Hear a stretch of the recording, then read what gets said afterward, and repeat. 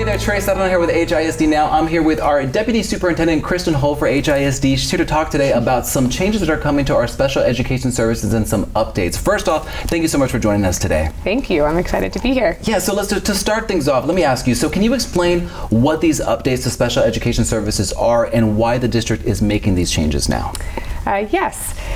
So as a district, we're really focused on three main goals to support our special education students. The first and foremost is that every special education student has an individual education plan, an IEP. And our goal is to make sure that those IEPs are supported and fulfilled and serviced so that our kids get the best support that they deserve so that they can access grade level instruction. And so following the IEPs is so critical in the work that we do. So that's the first thing. The second thing that we are really focused on is whenever it is appropriate, based on the student's IEP, we want to increase access to students learning in the least restrictive environment.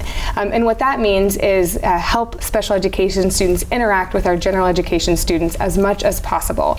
And in many instances, they actually are taught together in the same classroom. And so we want to increase that access as much as we can. And then in the third thing, we do have students who learn in a self-contained environment. And that means they are learning with a special education teacher and only other special education students. And in those settings, we really want to focus on increasing the quality of instruction and the resources and supports that we can pour into those classrooms. So with that, there's, I would say, two things that we're focusing on improving for next year. The first is historically in HISD, some students who are special education students were required to go to certain campuses to receive their services because their zoned campus or their home campus may not have offered that. And so for a subset of students, what we actually can do now is provide services to them at any campus at HISD. So we're really increasing their choice and their access to services across the district. And so we're really excited about that because, again, when historically they may have not been allowed to go to their zone campus because of the available services, now they'll have that choice or they'll have that option. The second thing that we're actually doing is in the self-contained classroom, we're really focused on increasing resources and supports. And so that looks like smaller class sizes, a larger number of adults in the classroom so that there's smaller groups of students who are learning together. We're really looking to make sure that students are learning that are similar ages together and similar skill levels so that, again, we can increase that quality of instruction specifically for those students. And so that's really that investment in resources in the self-contained setting. Wonderful. And I think you're kind of already painting the picture here, but so for students receiving special education services, then the next year, what's that going to look like for them? It sounds like it's going to look a little different for some. Yes, and actually, to take a step back, for the majority of students, nothing is changing. The majority of our students are getting services in the inclusion setting, and nothing will change for them, with the exception that we're continuing to focus on improving quality of instruction for those students and continuing to service them. For some students, especially if they're in the special education setting, our goal is that, again, they also get increased and enhanced services. Some students, though, will be required to move campus locations so that they can access the services in the self-contained setting. We will still have over half of our campuses that offer self-contained classrooms for students, but some families will be required to move schools to be able to access the services. How do these changes improve the experience for students both in inclusion settings and for those needing more intensive support? Great. So in inclusion setting, these changes, the changes that we're talking about don't impact them a ton. However, in inclusion, one of the big things that we're focused on is what we call co-teaching. And that's where the general education teacher and the special education teacher really teach the class together.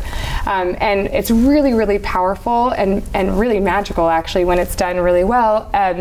The general education teacher is bringing their content knowledge of reading or math or science, and the special education teacher is bringing their deep understanding of the student's individual education plan, the accommodations they need, how those students can be best serviced, those two teachers plan together and then they deliver the lesson together. And so the students in that classroom, whether they're general education or special education, are all getting the supports that they need with really almost double the brain power, because we have these two amazing teachers co-teaching together. So you'll see a lot more of that next year. We're really working to make sure those teachers have common planning time so that they, again, can together deliver higher quality instruction. So that's really the inclusion setting and what you can expect to see. And again, in the special education, the self-contained setting, what you really can see is a lot more small groups, a lot more certified special education teachers really focused in on helping students access the learning that they need so that they can be successful, because we'll enhance resources and we'll create the space for them to really support those students. Wonderful. Speaking of our teachers, what kind of support are they going to be receiving during this?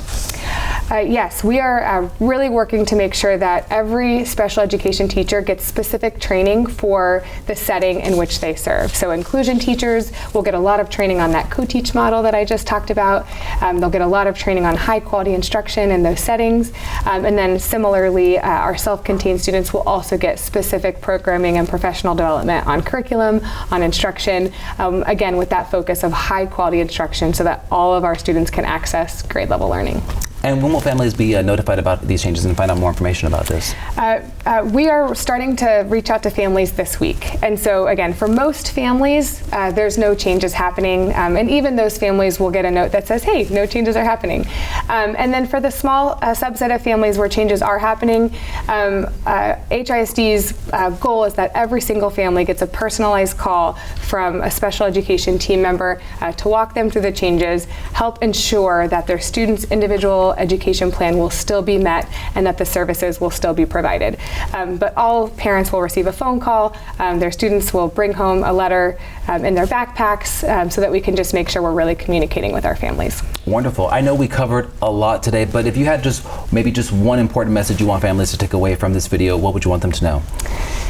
Yes, it is so critical and it is so important to make sure every single student has the support that they need based on their IEP so that they can really access grade level learning. And everything we are doing is about increasing the quality of instruction so our special education students can be successful at HISD.